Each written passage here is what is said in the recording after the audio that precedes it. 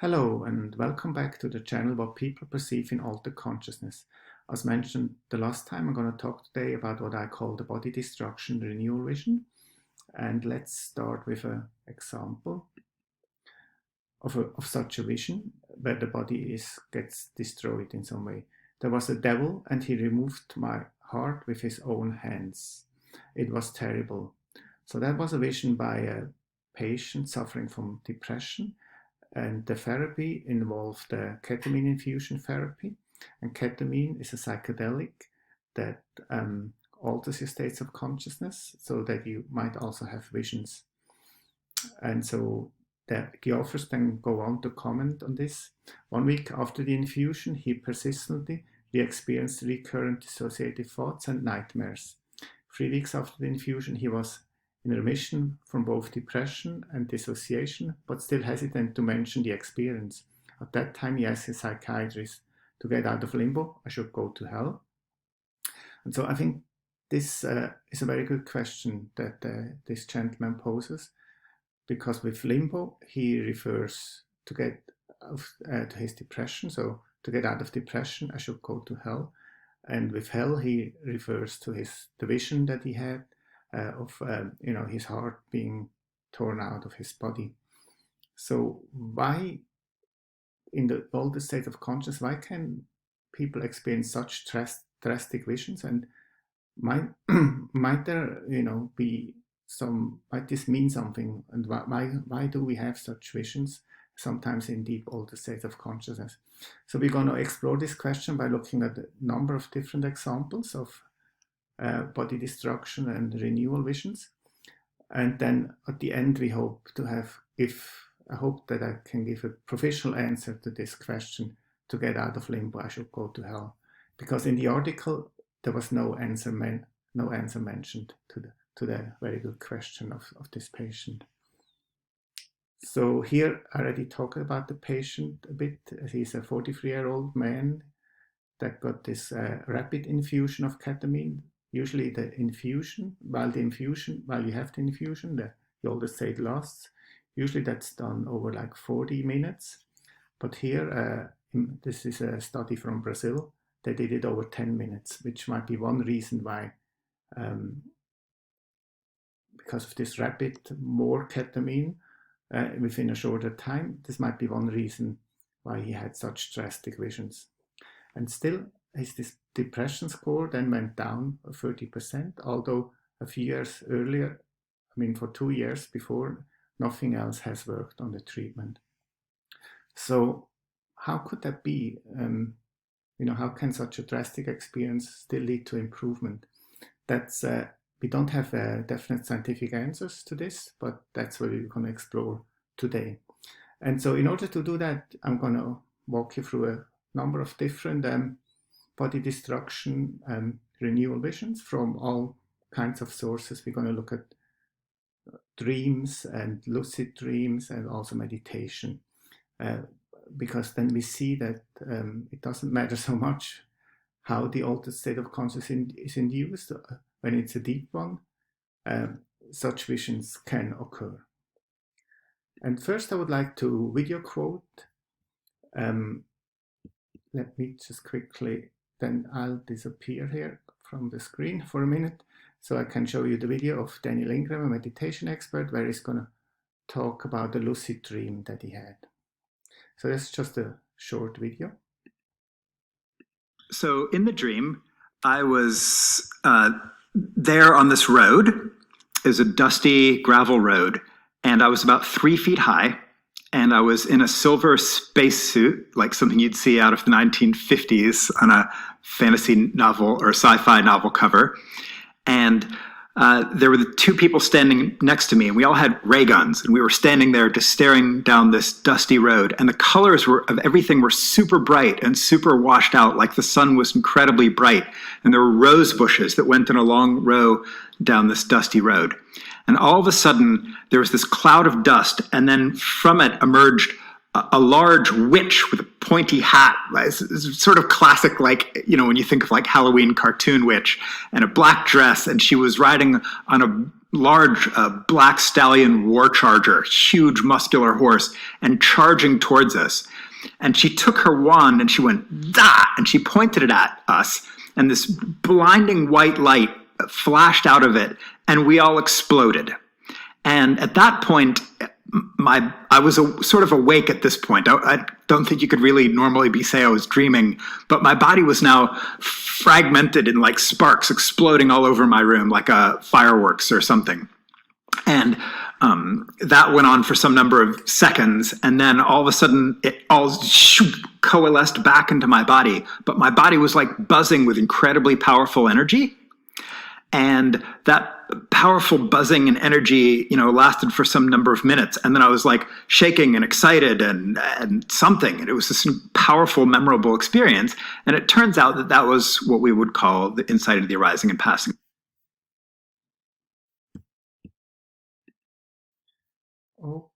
Okay, so here, if you remember, you can always, if you want to look at something in peace and quiet, you can always, of course, take a screenshot. Here I quote him again from the video, Daniel Ingram. And so basically he had this during a lucid dream. And what are lucid dreams? We're going to talk about that some other time. You might have heard about it, but also definitely will also be worth a video sooner or later. So he basically had this vision of being that his whole body exploded. So definitely kind of destroyed. But then importantly, it also all comes back together again. So it's not just the body destruction, but also body renewal. So that's why here before, when we talked about the patients suffering from depression, I put a question mark, because we don't really know if you also had a renewal experience, if you just had the vision of the body being destroyed without being renewed. And that's not a detail, and that's something we will have to make more research about in the future.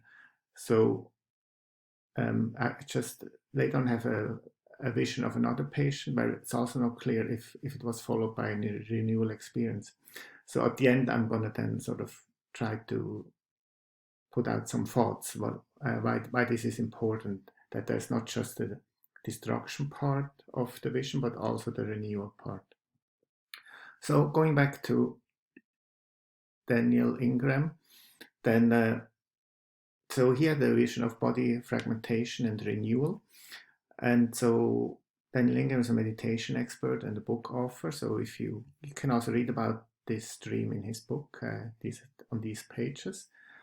And interesting enough, he interprets this as the beginning of a knowledge of the arising and passing. And that's, in Buddhist theory, that's a concept that stands for starting to get a deeper insight into the transience of all worldly phenomena. So without going into any details, it's a very significant stage for a Buddhist.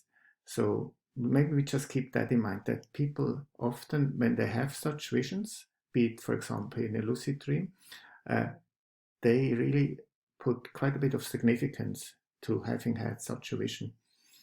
And the next example is also going to show this. This is, I'm going to read this out. It's kind of very old English. It's from 1870, so that's why it might sound a bit unusual. My body is modeled today. I dreamt many men were killing me. I escaped, I know not how. And on waking, one part of my body felt different from other parts. It was no longer alike all over. So take a sip of water. So here we have a vision of being killed, and then or in a dream, and then also a kind of renewal takes place, because he says that the body then feels different and feels no longer alike all over. And this is a dream that was from a Zulu man back in from the 19th century. And he had this dream. And in this culture, this was interpreted, for example, as a part of the initiation to then be allowed to become an Inyanga, a traditional healer in that culture. So again, we see that this vision of being destroyed of having one's body destroyed in some way or killed, and then somehow being renewed is again has quite a significance also here. We already saw that in relation to the Buddhist interpretation, and here we see it in relation to a traditional shamanic interpretation. And this is not just a one occurrence. According to Mircea Eliade, who was this book here is from 1964, who had this tremendous a religious scholar, had this tremendous knowledge about shamanism all over the world. So he, in this book, he brings together testimonials, experience of shamans from all over the world, basically. And his basic conclusion about the body destruction renewal vision is that this actually belongs to initiation rite in order to become a shaman. You kind of need to have had such a vision, be it however it's induced, in a trance state by drumming, dancing, in a dream, or also psychedelically for those cultures that use psychedelics in these cultures. But no matter how, it seems to be that this vision is so central that Mircea Eliade states that this is a basic part of the initiation rite. And so even shamanic costumes, he says, that they often have a kind of bony-like things on it, and the masks are often remind one of a skull. And Eliade also thinks that this should remind them of their initial ritual sort of death, and then becoming kind of somebody new, somebody now that is now able to do shamanic work. And the basic job of a shaman in these cultures is to be able to go into an altered state of consciousness, and usually it's for gaining some kind of information or try to heal somebody, things along these lines. But also shamanism we will cover definitely in one of the videos, or more in one of the videos later on. For here, it's just important that also in these cultures, the body destruction renewal vision is given quite a significant interpretation. For example, it's basically the entry ticket that would allow you, for example, to become a traditional healer. Okay, then we move on to two more visions. They belong together. They belong to a vision series. A horde of small animals frightens the dreamer. The animals increase to a tremendous size, and one of them devours the little girl. Another one, the evil animal, a snake-like monster with many horns, kills and devours all other animals. But God comes from the four corners, being in fact four separate gods, and gives rebirth to all the dead animals. Now, here we have a vision of being devoured, and there's also renewal, and it's a vision series of it's also a while back. But that girl was a girl that was terminally ill, unfortunately, 8-year-old girl.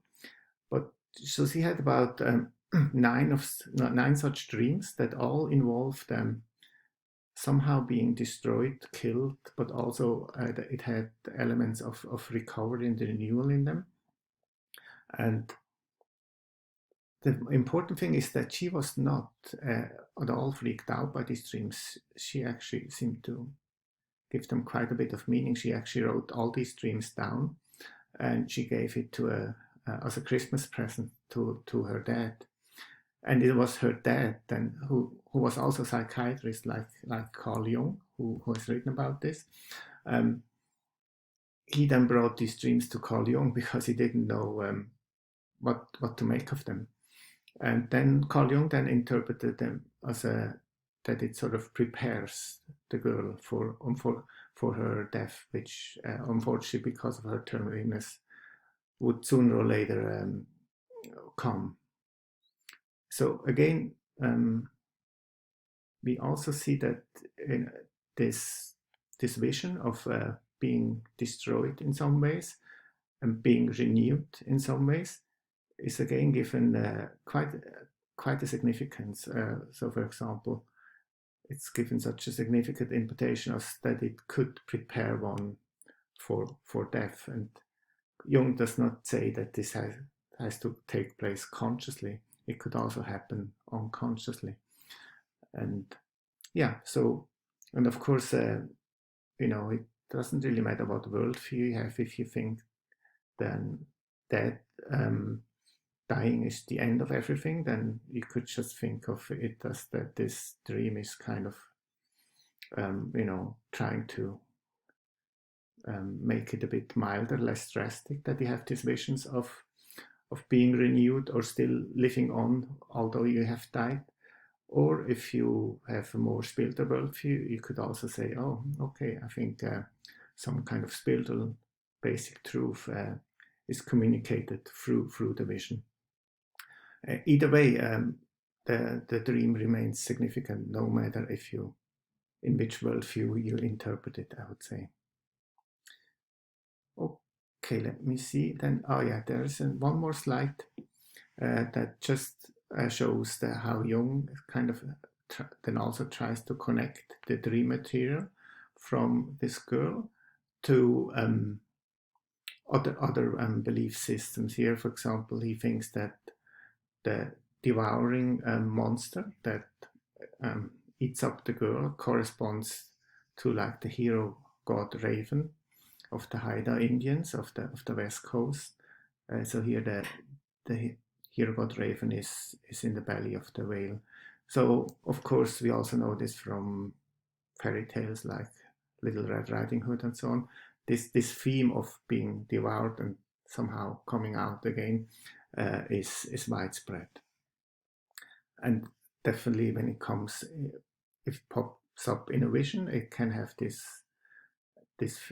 theme that your body is destroyed in some ways and then you're renewed.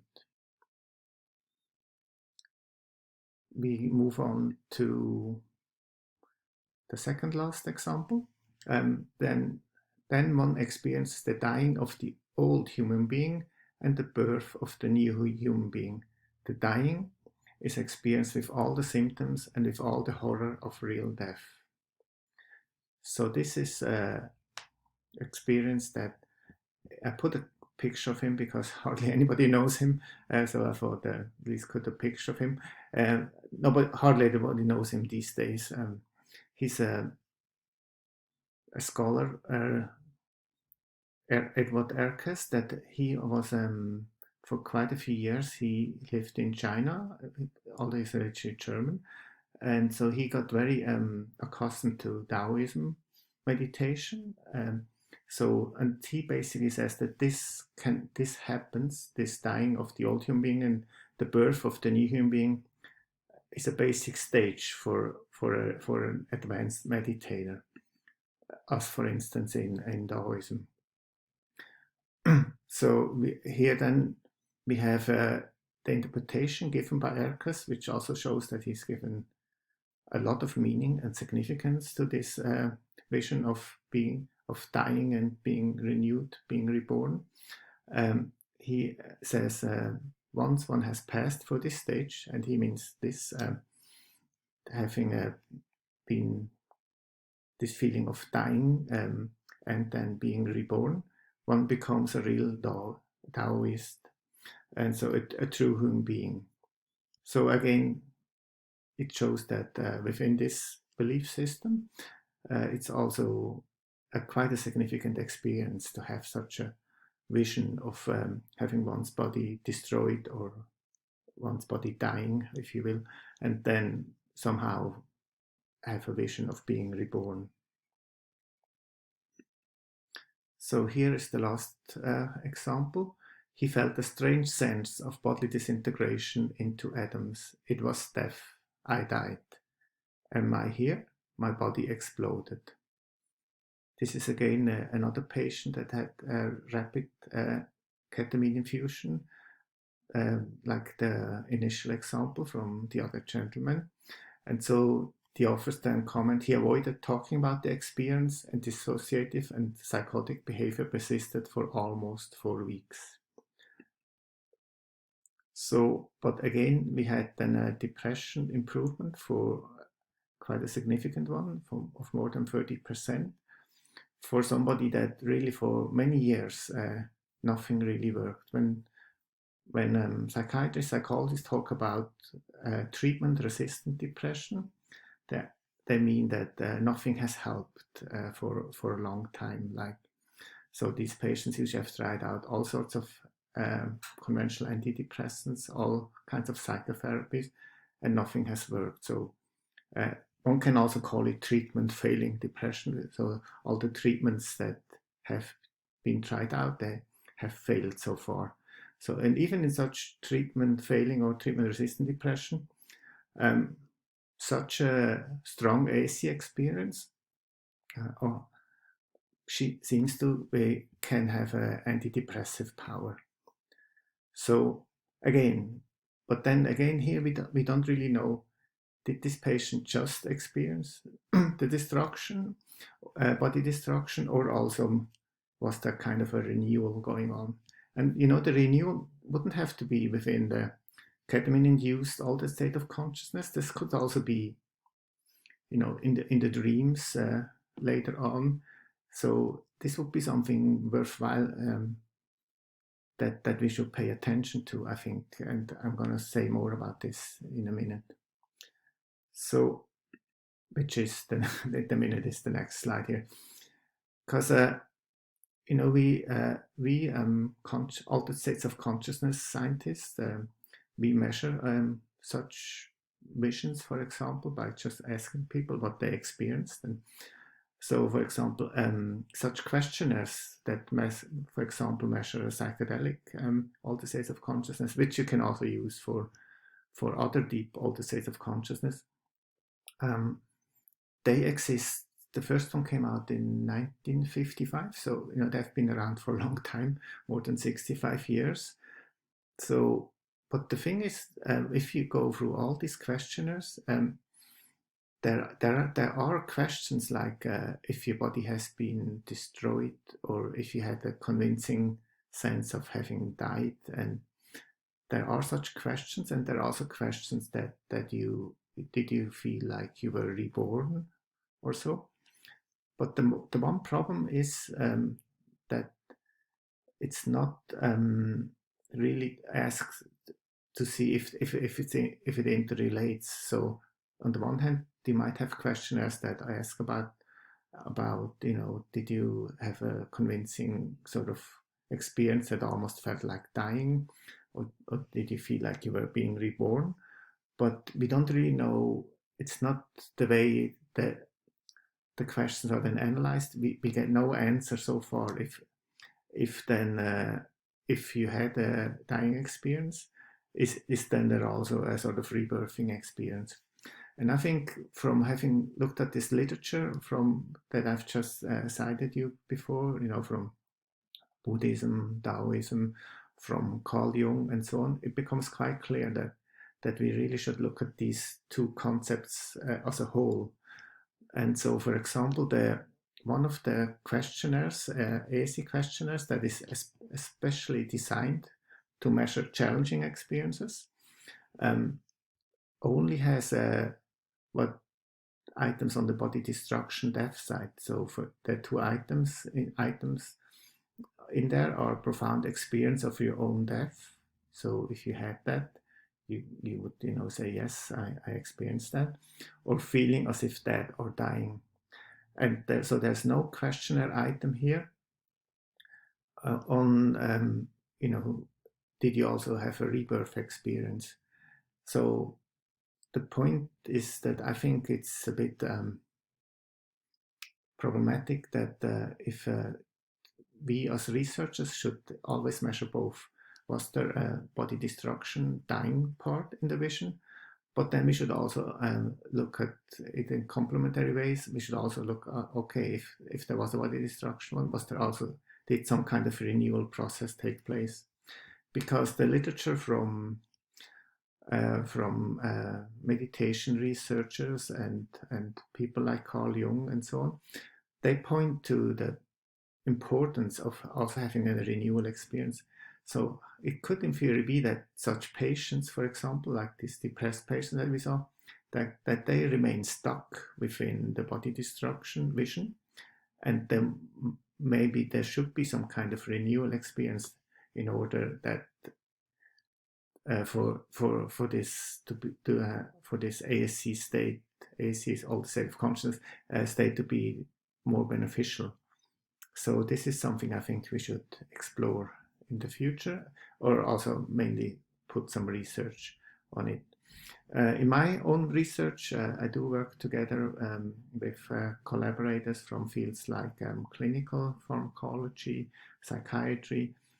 We do now have such questionnaires where we not ask in one piece, if was your body destroyed and was it also renewed. So, but none of this is published yet. So, but maybe in 1 year or so, I then can talk about this again and show you some first results, hopefully. Yeah, so I'm going to conclude now with this. Move this a bit down. So there we go. So recall, please, that the initial question was of this gentleman that suffered from depression and had then this body destruction vision. And then he had a major improvement in depression after that. And he asked to get out of limbo, referring to his depression, I should go to hell. And as mentioned, there was no answer in the article to this very good question. But I think as researchers, as that do research all states of consciousness, we should at least try to come up with some professional answer. And here's my attempt of a professional answer to this question: to get out of limbo, I should go to hell. And I think I'm going to read it out because it took me a while to phrase this. So here would be my professional answer. Whenever you take an action or a treatment that involves evoking a strong altered state of consciousness, you take the risk of having experiences that involve encountering phenomena that seem evil. There's a large body of evidence from the humanities as well as anecdotal evidence for this from, among others, strong dreams, deep meditative states, and psychedelic states. There is also a large body from the humanities as well as anecdotal evidence that shows that being destroyed or injured in some ways within a body destruction renewal actually means that some kind of deep renewal process for the better takes place, or is attempting to start to take place. However, it also has to be stressed that there is no modern scientific evidence for such a destruction followed by renewal process as of now, because modern scientific ways to investigate this topic have just begun. Right. So definitely something that I think we as researchers should explore further. And once I do have some updates on this with the studies we conduct, I'll definitely put out another video and then show you some first results, maybe in a year or so. This was it for today. If you're interested again, in following up any of the literature, feel free to take a screenshot here. Here are the sources of the images. So thanks for having joined in today, and I hope to see you again next time. Next video, I'm going to look at when people in the old state of consciousness perceive love not as an emotion, but as a sort of fundamental and basic cosmic fact. And so people, scholars, when they have to talk about this, and when their study participants or their patients talk about this, they sometimes feel a bit embarrassed. So I quoted some other scholar that gave a talk on this, and then as he had thought like, my patients talked about this universal love. What should I call the title of my talk? And then he thought like, oh my God, are we going to call this talk love? And so this sort of shows that we are, as scholars, sometimes a bit embarrassed to that we don't sound kind of too tacky or so. But but I think it's really worthwhile that sometimes these people in this deep altered state of consciousness to have a very profound sense of an experience of a universal love. And this is definitely something worthwhile looking at, I think. So I hope to see you then, and then we're going to look at this together. So thanks so much for having joined in today, and hope to see you next time. Take care.